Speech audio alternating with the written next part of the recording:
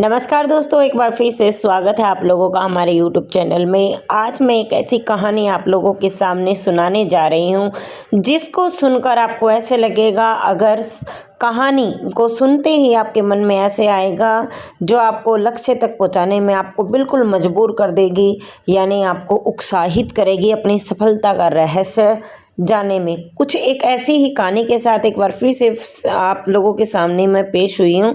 ये जो शख्स है वो है सुकरात, सफलता का रहस्य सुकरात। सुकरात ने अपने जो विचार हैं वो प्रकट किए हैं। अगर आप मजबूत बनना चाहते हैं तो सबसे पहले अपनी कमजोरियां दूर करें। एक बार कमजोरियां दूर हो जाएंगी फिर आप कुछ भी कर सकते हैं। एक सुकरात ने अपनी कहानी सुनाई है और उस कहानी में देखो दोस्तों क्या बताया है। एक बार एक व्यक्ति अपने महान फिलोसोफर जो सुकरात से पूछा, सफलता का रहस्य क्या है? What is the secret of success? सुकरात ने उस इंसान को कहा कि वह कल सुबह नदी के पास मिले और उस पर आकर उस प्रश्न का जवाब मिलेगा। जब दूसरे दिन सुबह वह नदी के पास मिला तो सुकरात ने उसको नदी में उतरकर नदी गहराई मापने को कहा। वह व्यक्ति नदी में उतरकर आगे की तरफ जाने लगा। जैसे ही वह पानी में उस व्यक्ति की नाक तक पहुंचा तो पीछे से सुकरात ने अचानक से उसका मुंह पानी में डुबो दिया। वह व्यक्ति बाहर निकलने के लिए झटपटाने लगा, कोशिश करने लगा, लेकिन सुकरात थोड़ा ज़्यादा स्ट्रोंग थे। सुकरात ने उसे काफ़ी देर तक पानी में डुबोए रखा। कुछ समय के बाद सुकरात ने उसे छोड़ दिया।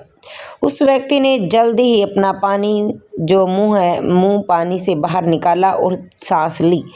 सुकरात ने उस व्यक्ति से पूछा, जब तुम पानी में थे तो तुम्हें क्या चाहते थे? व्यक्ति ने कहा, जल्दी से बाहर निकालो, सांस लेना चाहता था। सुकरात ने कहा, यही तुम्हारे प्रश्न का उत्तर है।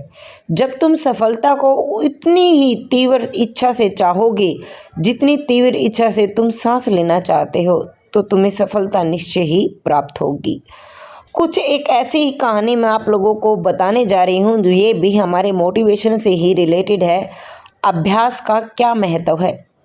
प्राचीन समय में विद्यार्थी गुरुकुल में रहते थे, पढ़ा करते थे। बच्चे को शिक्षा ग्रहण करने के लिए गुरुकुल में भेजा जाता था। बच्चे गुरुकुल में स्निग्ध में आश्रम देखभाल किया करते थे और अध्ययन भी करते थे। वरदराज को भी सभी गुरुकुल भेज दिया गया था। वहाँ आश्रम में सभी साथियों के साथ घुल मिलकर वहाँ पे रहने लगा, लेकिन वह पढ़ने में बहुत कमज़ोर था। गुरुजी कोई भी बात उसको कम समझ में आती थी, इसी कारण सभी के बीच वह उपहास का कारण बनता था। उसके सारे साथी अगली कक्षा में चले गए लेकिन वो आगे नहीं बढ़ पाया। गुरुजी आखिर हार मान कर उसे बोला, बेटा वरदराज, मैंने सारे प्रयास करके देख लिए, अब यही उचित होगा कि तुम यहाँ पर अपना समय बर्बाद मत करो, अपने घर चले जाओ, घर वालों की काम में मदद करो। वरदराज ने सोचा, शायद विद्या मेरी किस्मत में नहीं है। बाहरी मन में गुरुकुल से घर से निकल गया था। दोपहर का समय था। रास्ते में उसे प्यास लगी, इधर उधर देखने लगा। थोड़ी देर के बाद कुछ महिलाएं कुएं से पानी भर रही थी तो वह कुएं के पास गया। वहां पत्थरों पर रस्सी के आने जाने की जो निशान बने हुए थे, उस महिलाओं से पूछा, ये निशान आपने कैसे बनाए? तो एक महिला ने जवाब दिया, बेटे ये निशान हमने नहीं बनाए, यह तो पानी खींचते समय इस कोमल रस्सी के बार बार आने जाने से ठोस पत्थर पर ऐसे निशान बन गए।